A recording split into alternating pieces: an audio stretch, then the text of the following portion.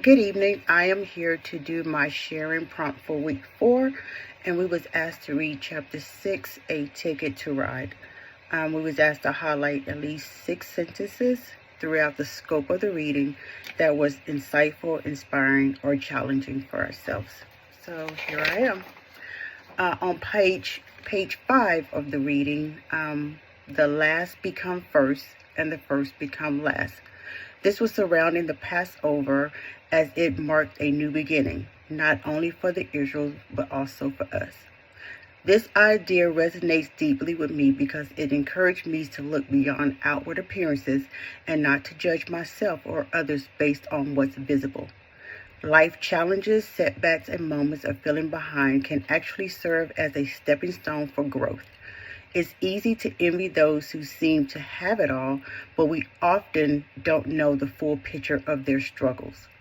This message empowers me, reminding me that no matter where I am in life, there is also room for growth, and I have the opportunity to find purpose. True success, I believe, is rooted in intentional qualities like kindness, integrity, and resilience, rather than just external accomplishments. On page 12, what does society offer when we're falling apart? This was making mention of God being the one who puts our lives back together. When we're struggling or feeling broken, society often offers quick fixes like distractions, material possessions, or temporary comforts. But these solutions tend to be shallow and short-lived. They might mask the pain for a while, but don't lead to genuine healing or restoration. For me, the true path of healing comes through my faith in God. Unlike the world's superficial remedies, God doesn't just cover up our pain. He works within us to heal, restore, and transform our lives completely. In my own experience during times of hardships, it's through prayer, seeking God's guidance, and leaning on His strength that I find deep peace and renewal. God has a way of taking the broken pieces of our lives and making something beautiful out of them. His love and grace provides a sense of hope and purpose and transcends what society can offer. On page 15, brokenness is healed through the love of the unbroken Lamb, Jesus. This was around the breaking new ground. The idea that brokenness is healed through the love of the unbroken Lamb, which is Jesus, holds deep significance as it illustrates the transformative power of divine grace. In moments of personal struggle, whether emotional, mental, or spiritual, these concepts remind me that despite feeling fractured, there is always hope for healing and restoration. The metaphor of breaking new ground symbolizes the challenge we face, while difficult, often lead to growth and new opportunities. Jesus, as the unbroken Lamb, provides strength and healing, allowing us to rebuild and move forward. This message resonates in my life by affirming that even in times of brokenness, there is always the potential for renewal and new beginnings through love and grace. Page 22. Determined to live in the dark, we turn in toward our own interests and desires and needs and agendas.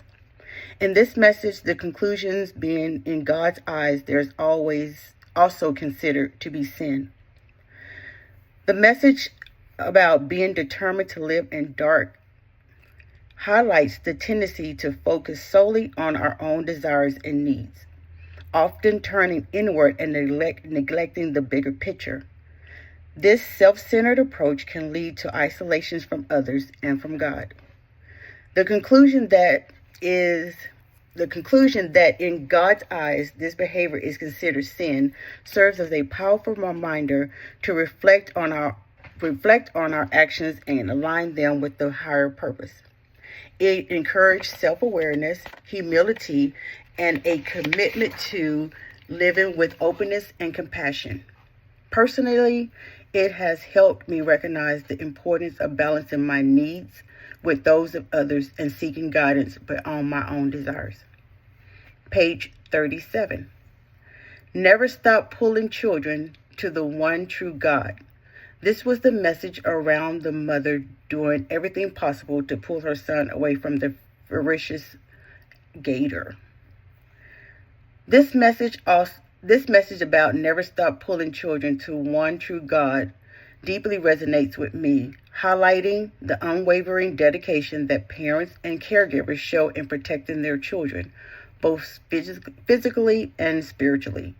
The story of the mother saving her son from the dangerous alligator serves as a powerful metaphor for our responsibility to guide children toward faith, even in a world full of distractions and challenges.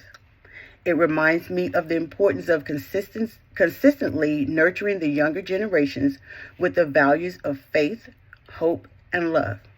In my own life, this message encouraged me to be persistent, loving influence, recognizing that guiding others toward God can have a lasting impact. It reinforces the idea that no matter the difficulties, drawing someone closer to God is a mission worth pursuing. Page 43. In God's blood, we're bought, purchased, and won from all sin and from the power of the devil. This was surrounding the death, burial, and resurrection of Jesus. The message of Christ's death, burial, and resurrection through his blood, we are bought, purchased, and freed from sin and the power of the devil, holds profound significance. This sacrifice serves as the ultimate expression of love and redemption, offering us freedom from the chains of sin that once bound us.